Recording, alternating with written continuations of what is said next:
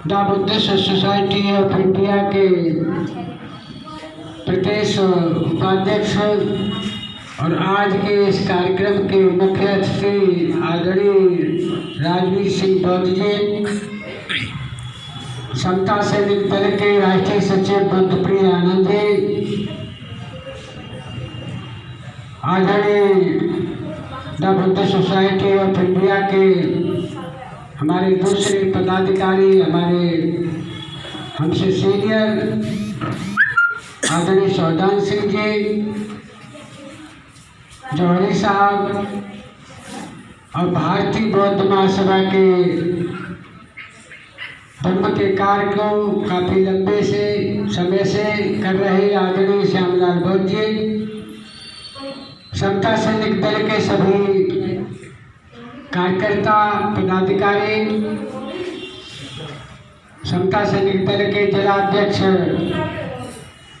कुमार कुलश्रेष्ठ जी,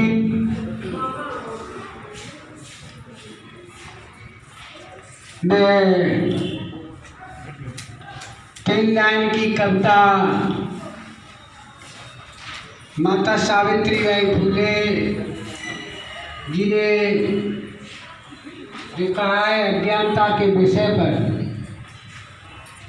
हमारे जानी दुश्मन का नाम है अज्ञान, उसे धर दबोचो, मजबूत पकड़ कर पीटो और उसे अपने जीवन से भगा दो।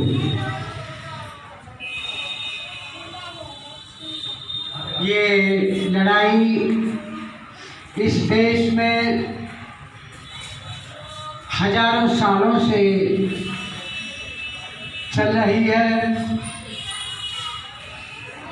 और ये संघर्ष ऐसे लोगों के बीच में है। एक तरफ इस देश में किसी तरह का सामाजिक परिवर्तन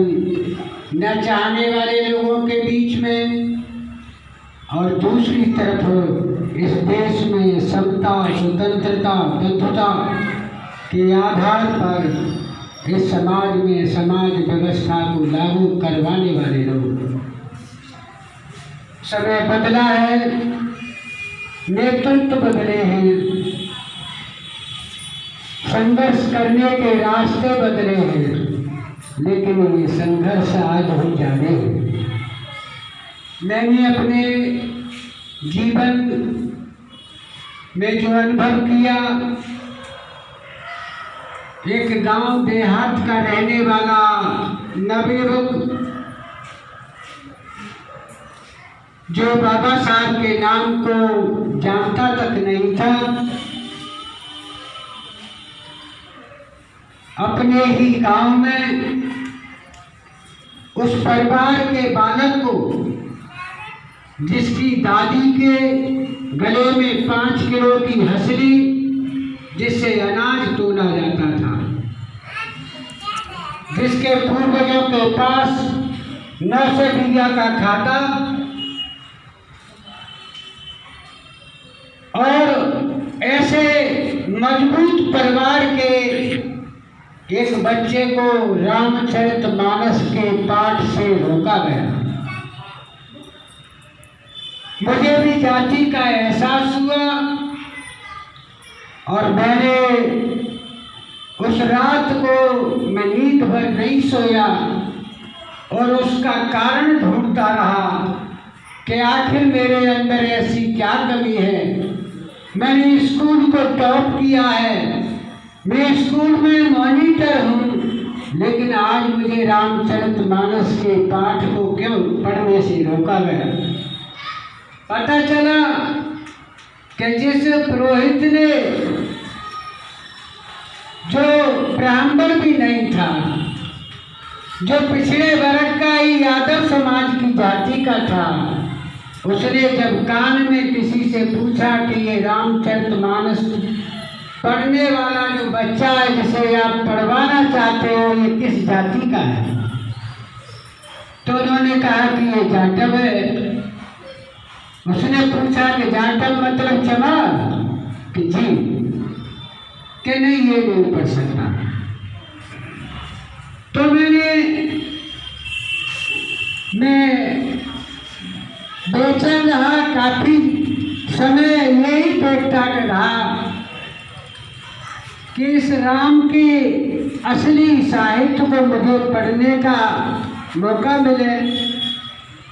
बात को ज़्यादा लंबी न करते हुए गांव में ही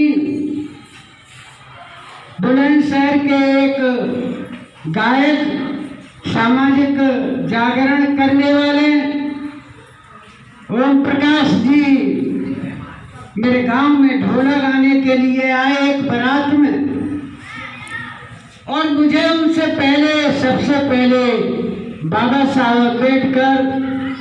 और राम के बारे में दो रागनी सुनने का मौका मिला। मेरी इच्छा हुई, मैंने उनसे पूछा कि मैं बाबा साहब अम्बेडकर, ललन सिंह यादव इन महापुरुषों को पढ़ना चाहता हूँ, लेकिन अलीगढ़ में कहीं पुस्तक उपलब्ध नहीं है। उन्होंने झिझक में ललन सिंह यादव की संस्था को अशोक पुस्तकालय के नाम से जो चलता था, उनसे मैंने एड्रेस लिया और वहाँ से मैं गांव में ही जब रहता था तो बाबा साहब अम्बेडकर का जीवनी जो चंद्रिका प्रसाद जिज्ञासु ने लिखी थी, सच्ची रामायण की चाबी, सच्ची रामायण, ललन सिंह यादव की लिखी हुई थी डकैती, ललन सिंह यादव के लिखे हुए 4 नाटक, ये मैंने अपने गांव में ही पढ़ी।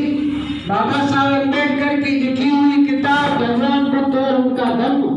जो सेकेंड एडिशन मात्र 25 रुपये का छपा हुआ। कांग्रेस ने अछूतों के लिए क्या किया? गांधी, राणा डे जिन्ना, ये बहुत सारी किताबें मैंने पढ़ी, और उसके बाद में मैंने सबसे पहली अपनी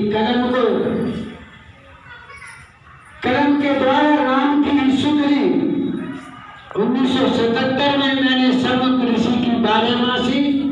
मात्र 8 पेज की लिख करके अलीगढ़ जब मैं आया तो उसको छापने के लिए सारे प्रकाशक जो प्रेस थे सबने मना कर दिया। और कैसे छापते? अपने